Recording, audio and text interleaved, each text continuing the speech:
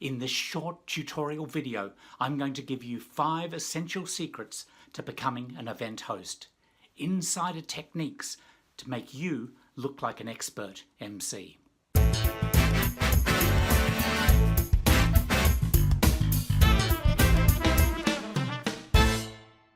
Hi, it's Timothy Hyde here from expertmc.com, the channel dedicated to helping you become a better MC, and if you'd like to grow an MC business.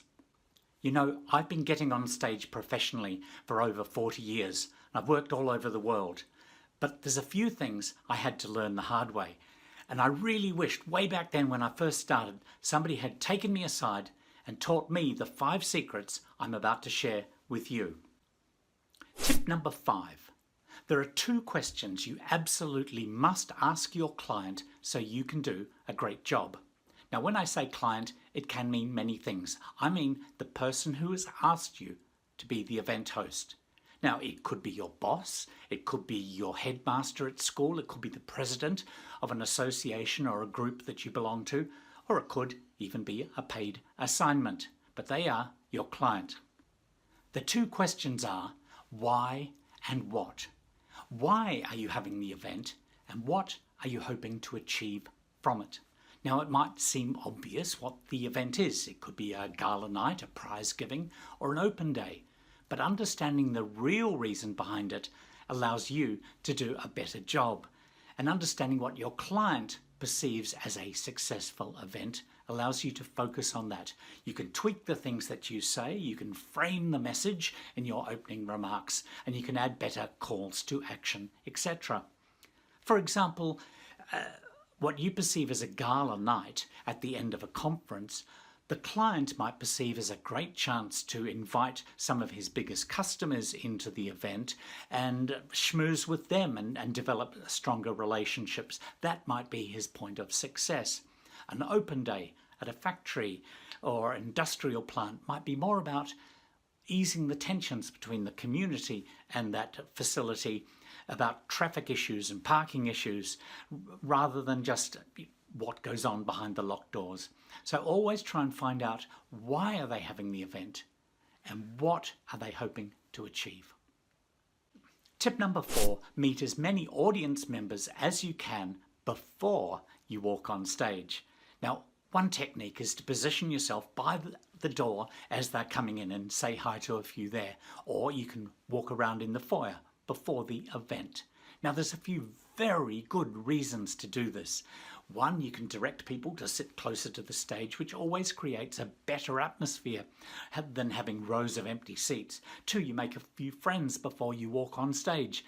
They go, oh, there's the MC, I met him before. Or they say, oh, you should meet the MC, he's got a great purple jacket on. And these people can be very helpful if you're having a difficult time on stage. Perhaps it's quite a noisy audience or very distracting. You can seek these people out, look at them, and they will be watching you, I can guarantee it. But number 3, and this is a big one, you can mention those people by name in your opening remarks. Oh, I was talking to John and Fred and Jane over there earlier, and they were telling me about some of the interesting things that the company is doing at the moment, or some of the challenges that the company has at the moment. Now, this is a very strong connection with you and to the audience. People go, oh, he's done some homework. And you can say this even if you didn't actually talk about those things to those people, because they will always assume that you talked about it to somebody else. Now, this is a very powerful technique, and don't overlook it. Tip number 3, always do a sound check. Never assume everything is set up and ready to go. Once again, there's 3 strong reasons for this. 1, it will check that the microphone is on and it's ready to go.